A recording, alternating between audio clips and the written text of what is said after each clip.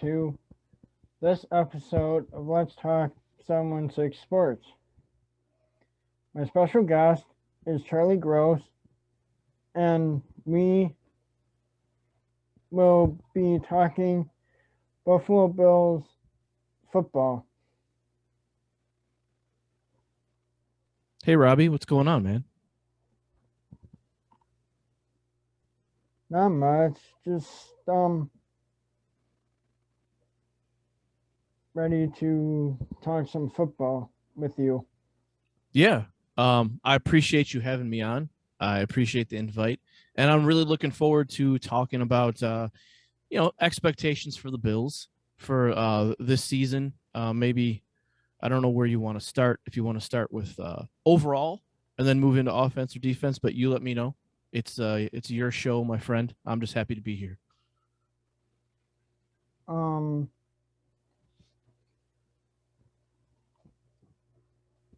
do you think that our offensive line is going to be a lot better this year? I don't know. I hope it is, but I think that there's some. I don't want to say serious questions, but I think there are questions, and it's not with Deion Dawkins or Daryl Williams. I think that those guys are solid. I think they're both top 10 offensive tackles in that range anyway. I think Mitch Morse is a pretty good center, if maybe maybe better than that. Maybe he's a really good center. I'm not sure why the team at times seems like they don't like him, but I like him a lot. My concerns come in the interior offensive line, especially with the John Feliciano and Cody Ford. I think that John Feliciano is an average player at best, no matter where they put him. So I have some concerns about that, and I don't have concerns necessarily about Cody Ford, but let's be honest. Yeah, Cody Ford needs to stay healthy and he needs to take a step forward. And if he doesn't, and then he may rotate a little bit with Ike Bucker, is what it looks like. They're going to do a rotation. Maybe all three of those guys rotate. But I do have some concerns about the interior. And if Feliciano doesn't get better and Cody Ford doesn't get better, I believe that the Bills, that should be probably the number one spot that the Bills should address in the coming offseason. I know that's like 5 months away, but so I hope they're going to be better. But until I'll believe it when I see it, I guess is how I would answer that question for you.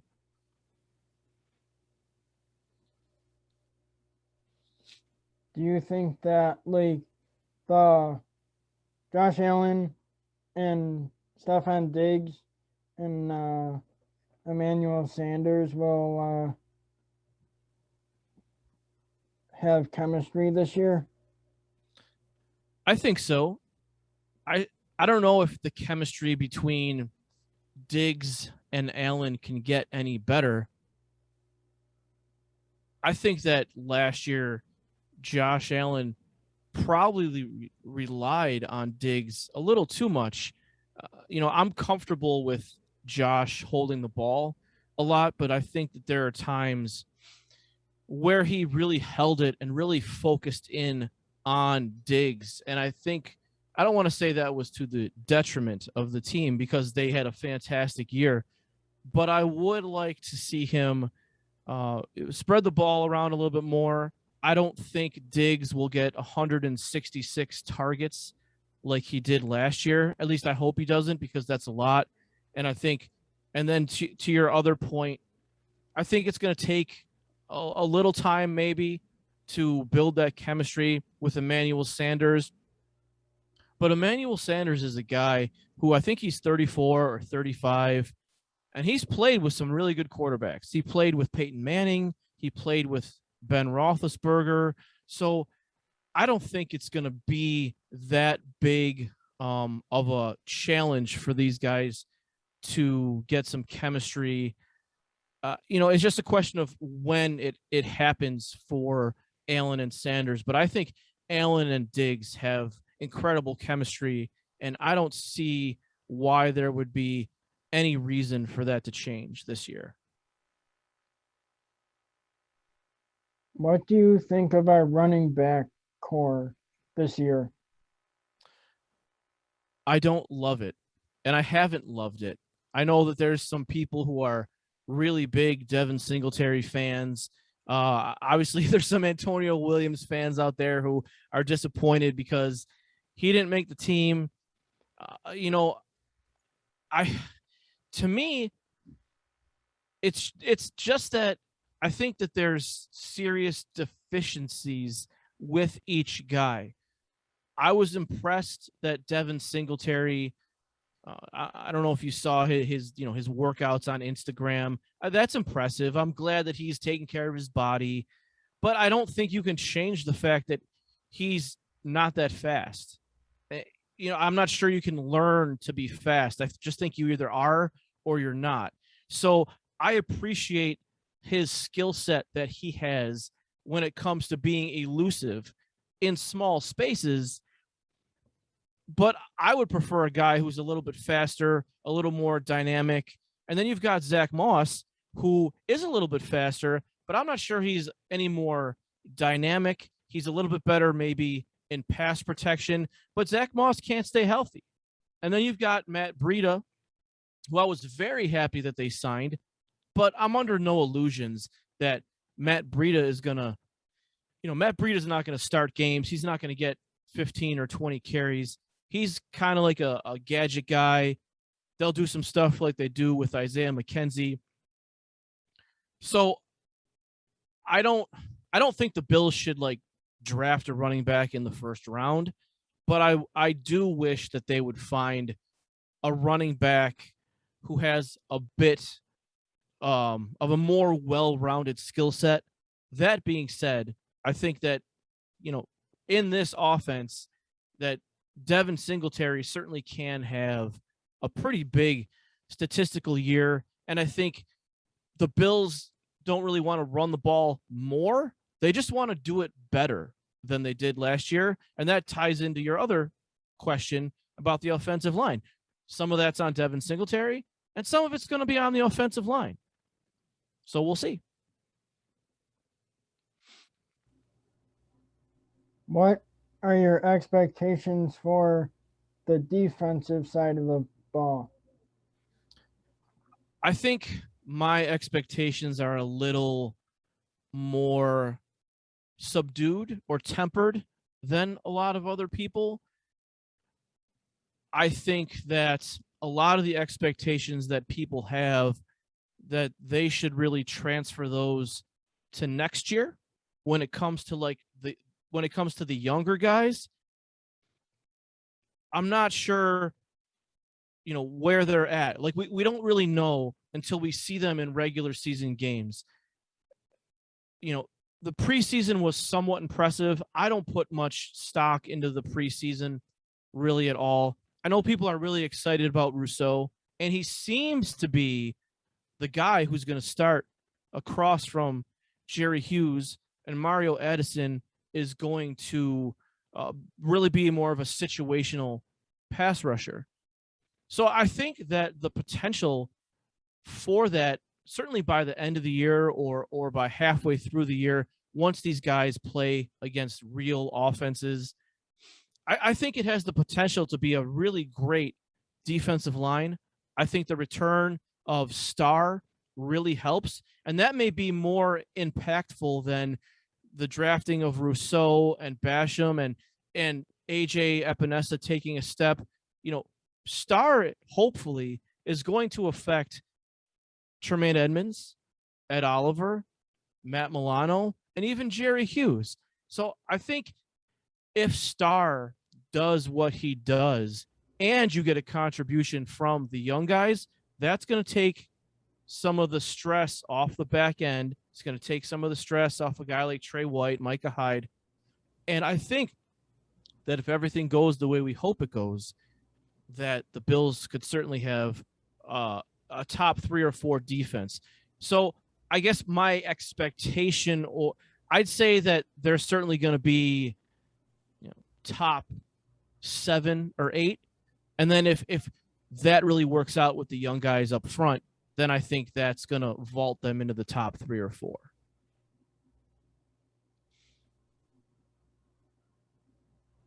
How many wins do you think the Bills will have this year?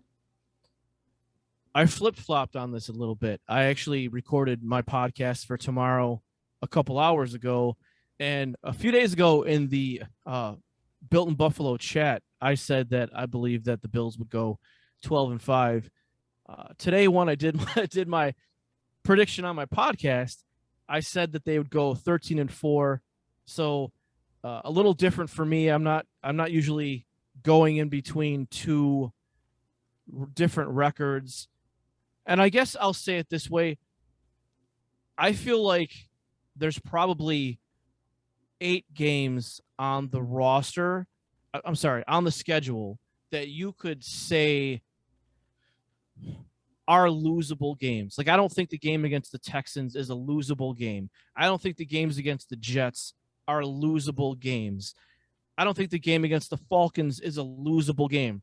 But you get into teams like the Steelers, Washington, maybe New England on the road, maybe Miami on the road, certainly Tampa, the Titans, the Chiefs.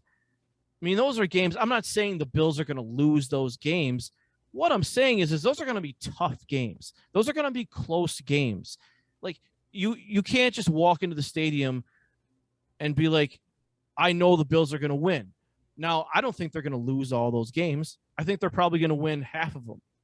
So I guess when I'm saying 12-5 or 13-4, 13-4 is what I think is probably going to happen. 12-5 is like, we didn't expect Arizona to beat us last year. Something like that happens. Like, maybe Atlanta or like the Colts kind of come up and beat them. So I'm being a little wishy-washy with you here. So I guess I really got to pick one. So I'm going to pick 13 wins. I think they're going to go 13-4. Do you have any questions for me? Well, I do have a question for you, Robby. How many? This is controversial, I think, with the MVP last year with Josh Allen. I thought he probably should. He did enough to win it. How many touchdown passes do you think, with an extra game? I don't know if that matters. Maybe it does. Maybe it doesn't. How many touchdown passes do you think Josh Allen is going to throw this year? Because he threw 37 last year. I think he'll throw one more than he did last year, and I'd say like 38 or 39. Okay, yeah, we're on the same wavelength. I did my prediction today, and I predicted, I think, 42 touchdown passes, 5,000 passing yards, another 400 or 500 yards rushing, and I believe 8 rushing touchdowns. So I predicted he'd hit 50 total touchdowns. But yeah, we're pretty close. And if I'm not mistaken, if you want to switch it just a teeny bit, I'm not mistaken, you told me the other day that your favorite college football team was Georgia. Yeah. How you feeling about that the game yesterday? I mean, this weekend. they looked pretty good. Yeah, against what was that team? Clemson. Yeah. I mean, they look good. Yeah. I hope it stays that way though. Well, yeah, I mean, my understanding was that they had a couple guys out with injuries, so they weren't even at full strength. So, that but I thought about you when I heard the final score. I said, "Oh, Robby's got to be probably pretty happy that Georgia won." Do you have any other questions for me, Robby? I got one more for you. I think. Do you think with Star Latulele coming back, do you think that our run game will be a little bit better? I hope so. I think so. I'm not sure how much better, but I got to think it's a little bit better because I really believe in his impact. I really believe that him in there is really going to help Tremaine Edmonds, I think, first and foremost, because I think there were a lot of times last year where the offensive line was able to really get out in space and kind of get to that second level and meet Tremaine before he really had a chance to attack the play or attack the ball carrier. I think that's going to help Tremaine. I think it's also obviously going to help Ed Oliver. Ed Oliver maybe hasn't yet had the impact that we expect from a guy who's taken ninth overall at defensive tackle and he's supposed to be a game wrecker. But I think he's played really good run defense. So if we can take a little bit more of the pressure off of Ed and really kind of allow him to maybe attack a little bit more, I think it's really going to help in that sense. And then obviously, again, if Ed Oliver's in the backfield and you've got Starr, causing chaos, taking double teams, I really think that that's going to really free up Tremaine Edmonds to really, really sort of have a great year. And I think Tremaine has a few minor things that he needs to work on. And maybe, like I said, maybe it's just because of not having Starr there. But Tremaine, I think, needs to work on, or at least get more instinctive. I think he still looks like he's thinking a little too much out there. So hopefully this year he'll show that growth, that he's just kind of, going with the flow and that it's instinctive and he doesn't have to think a lot about what he's doing out there. So, yeah, I think the run defense will be at least a little bit better. Do you think Teron Johnson will be as good as he was during the playoffs last year? Yeah, that's going to be interesting because he's in a contract year. And so we're going to kind of see what kind of person he is. He's one of those guys who we don't hear a lot about. You don't hear about his off-season work habits. You don't really hear about how he practices. I'm assuming that they're good, or else McDermott, wouldn't play him necessarily. But as you know, and I think as Ryan Talbot mentioned a few days ago, he did get benched. He got benched for Cam Lewis, and maybe that was the wake-up call that he needed. A lot of people who I respect, people like Joe Marino, think that Johnson is one of the better slot corners in the league. So I hope that he continues to play at that level of consistency. And I don't want to say I don't have any reason to believe that he won't, because he did get benched last year. But I hope and I think that he kind of learned his lesson. And I think he realizes, being in a contract year, the Bills are a Super Bowl contender, that he needs to be on his A game all the time, because he is a very critical part of this defense. I mean, he's a starter. The Bills' starting defense is, 2 linebackers and then 5 defensive backs. So he has a really important role to play.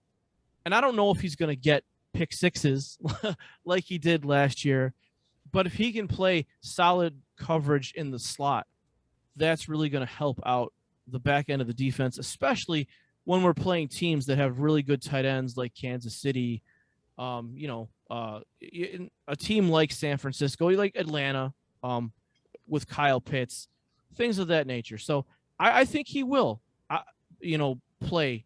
I don't know if the turnovers will be there, but I think he'll play well.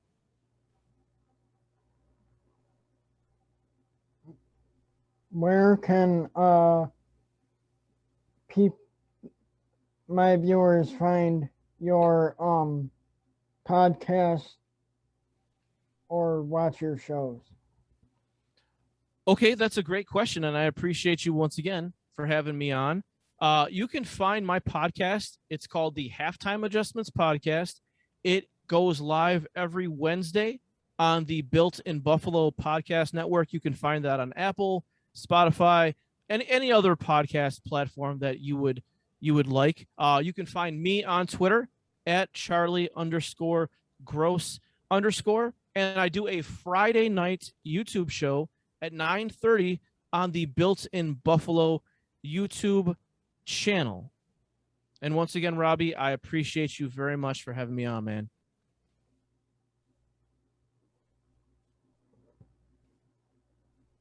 Who is your co-host on that show?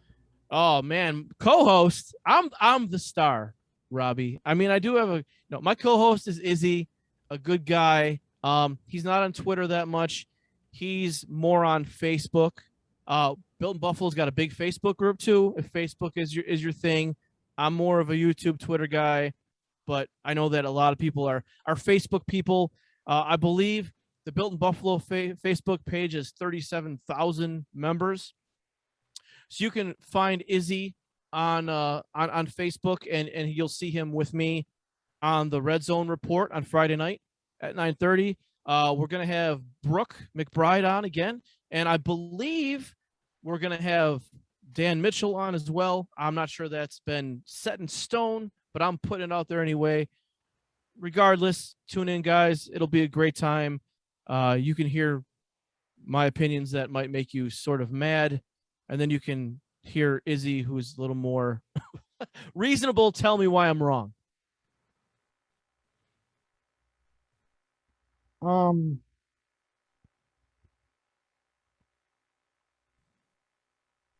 Do you think that Harrison Phillips will be in the lineup for the game on Sunday? Yeah, I think so. I was worried about his injury, but it seems like he's ready to go. There were reports that he was, running around at practice and doing some sprints. And that doesn't sound like a guy who's injured to me. So I think he'll be ready to go. I think this is a big year for Harrison Phillips.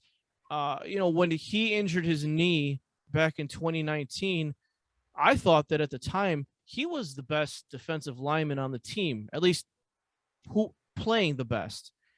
And then injuries like that, those knee injuries, they really do take 2 years to recover from. So even though he came back last year, I didn't expect a whole lot from him. I'm not sure how much the team expected from him either, but I think this year is the year. He's, 2 years removed from that injury, almost to the day. I think it was like the third week of the season or the second week of the season where it happened. And so this is kind of a make it or break it year. They talk a lot about make it or break it for Dawson Knox and for Tremaine Edmonds, Cody Ford. But to me, Harrison Phillips has got to show me something. And I think he's probably got to show the team something this year, or he might not be on the team next year. But yeah, I think he'll be on the in the lineup on Sunday against the Steelers. Who do you think would be the backup center if Mitch Morris gets hurt? It seems like, from what I've heard from different Bills beat reporters and a little bit of what I've seen in the preseason, it seems like the Bills really want Ryan Bates to take that role. I last year they did a lot of shuffling with, Feliciano would move over to that spot and they do a little juggling. Ike Butker would come in the game. It seems like they don't want to do that this year. And I think that that's probably a smart decision, provided that Ryan Bates is competent. So I think they've been trying to get him to a spot where he is competent, because I really think they do a disservice to guys like Cody Ford. Maybe not John Feliciano because he's a veteran, but a guy like Cody Ford, they just moved him around too much. So if you can get Ryan Bates to be the backup center, and if something happens to Mitch Morse, he comes in, he's competent, I think that's the way to go, and I think they've realized that that's the way to go as well. Do you have another question for me? I do actually. Trey White, he had a fantastic year in 2019. I believe he had 8 interceptions. Last year, not so good. He had a good year, but certainly the turnovers weren't there the same way. And I think he struggled a little bit, injured probably. So, what's your thought about Trey White when it comes to the interceptions? Do you think that this is a year where he's gonna sort of go back to having 6, 7, 8 interceptions? Do you think last year he was injured? It's just a bad year. So that's my question for you. How do you think Trey White's going to do this year, especially when it comes to the interceptions? Um, I I think he would do good this year. Like, I mean, knocking down the ball or um, like knocking it down into player's hand or um, like if he's in front of Micah Hyde, maybe he would knock it down to him. Yeah, I think that's the thing I really like about the Bills defense, especially in the secondary, is they do always all seem to be around the ball. They're really good at finding the ball. And I've said a few I don't want to say unflattering things, but I get into arguments a lot with people about Trey White, about where he is in the top 10. But there's no doubt about it that Trey White is a very talented cornerback, especially in zone.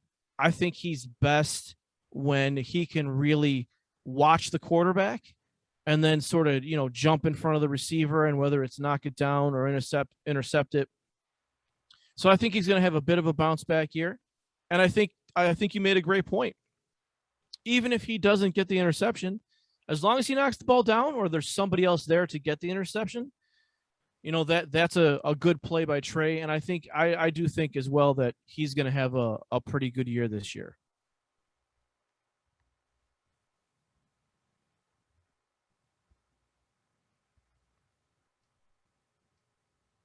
How do you think the season will go this year for the Bills? I think I think the first 7 or 8 games are probably tougher than the last 8 or 9 games. Now that we have 17 games, I have them losing to the Chiefs and the Titans, coming out of that sort of 6 game stretch at 4-2. But I think, like I said earlier, there's some tough games. I mean, Pittsburgh is going to be a tough game. Washington is going to be a tough game. And I think as much as Bills fans like to poke some fun at Tua and the Miami Dolphins, the Dolphins have a good team. And we're playing in Miami, and I know that Josh Allen, totally destroys the Dolphins every time that he plays them, but they're still a good team. And I'm not expecting them to beat us, but it's a tough stretch of games, I think. And injuries are going to be the key. The Bills have been very fortunate with injuries. I can't even remember a starter that really missed any significant time with an injury, and that's almost unheard of in the NFL. So if that continues, I think the season's going to go great. And if they get hit, with a bunch of injuries to a bunch of important players, then it's going to be a little tougher. But I think they have good enough backups to at least get by until those other guys get healthy again.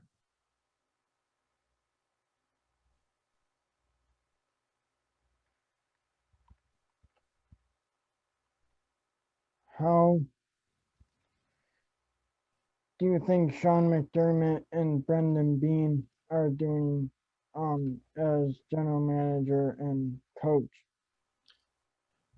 I think they're doing great. To me, I think, I mean, Brandon Beane to me is one of the top 2 or 3 GMs in the league. And I think it's really interesting because the organization really runs the way I believe an organization is supposed to. And a lot of times I think we're given the example that, a GM hires the coach. So therefore the GM kind of like makes the decisions and the coach sort of has to deal with it. And I don't really believe that that's the way things work. And I believe that Brandon Beane really works for Sean McDermott. That, I mean, his job is to go get Sean McDermott the players he wants. It's not his job to just pick whoever he wants and then tell Sean McDermott, hey, Sean, deal with it. Like, McDermott tells Brandon Beane what he wants, and Brandon Beane is supposed to go get it. So in that sense, I think they've got fantastic synergy. I think they're a model for any of these teams, whether it's, the Jets or Atlanta, the Lions with new regimes who are just starting out. I think they're a great model for what you're supposed to do. And Brandon Beane isn't perfect. He's going to have misses. He's going to have things he's not good at. But overall, like I said, I think he's a top 3 GM. And Sean McDermott has really turned around the Buffalo Bills franchise. And that's another debate that fans like to get into. Are the Pagulas geniuses for hiring Sean McDermott? Is it just plain luck that they just happened to get a guy like Sean McDermott? We can debate that a lot, Twitter, whatever, but there's no denying that Sean McDermott is the guy who's driving this train. He's the guy who's bringing the culture. He's the guy who wanted the nice training facility built. He's the guy who's holding people accountable, yet letting them be themselves. And I think the really interesting thing about Sean McDermott is that he practices what he preaches. He talks about a growth mindset. He talks about trusting the process. And it's easy to go into a locker room and just say that stuff. But he has gotten better. He's growing as a coach. He's willing to look at himself and see his deficiencies and try and get better. He's trying to do that with instant replay challenges. Whoever thought Sean McDermott would be the number 2 coach in the league when it comes to going for it on 4th down? I didn't think that. To me, he was a conservative defensive coach. We didn't want to do anything crazy. And he's grown in that aspect as well. So I think the Buffalo Bills are extremely lucky. I think the Bills need to find a way to either clone Sean McDermott and Brandon Beane or find a way to stop them from aging. I'm not sure if either of those things are possible, but they're doing such a good job that I don't think there's anybody who's a Bills fan or in that organization that ever wants these 2 guys to not be in the positions that they're in.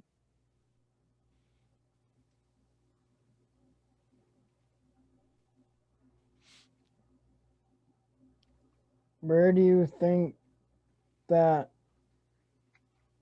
the new stadium that they're coming up with would be? Well, I was lucky enough. About a year and a half ago, I worked at Buffalo Fanatics, and I wrote an article about the stadium at that time. And I assumed it would be in Orchard Park back then. And a few weeks later, I got approached by somebody who claimed that they had inside knowledge about, what the stadium study had said.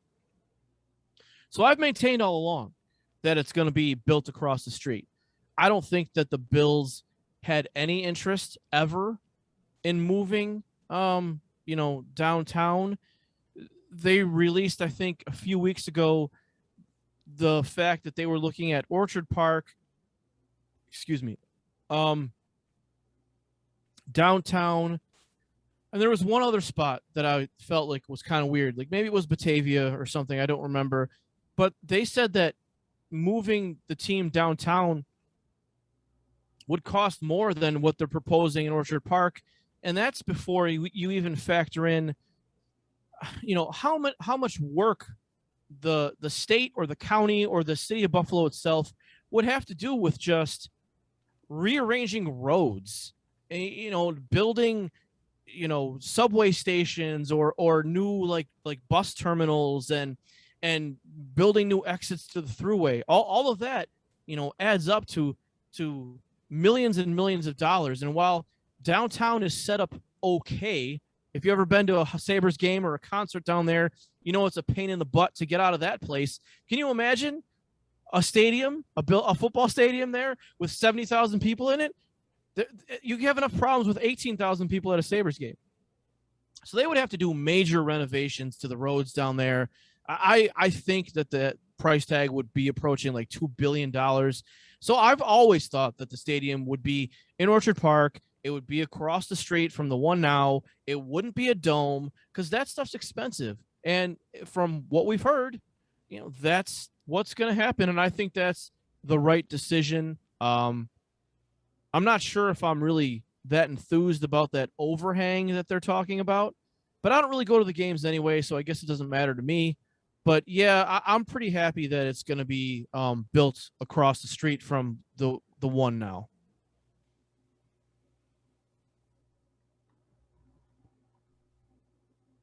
Do you have any other questions? No, man. I think we covered a lot of topics today, Robby. I can't think of any other things that I'd love to get your opinion on. So I'm set. I don't know if you've got any more questions for me.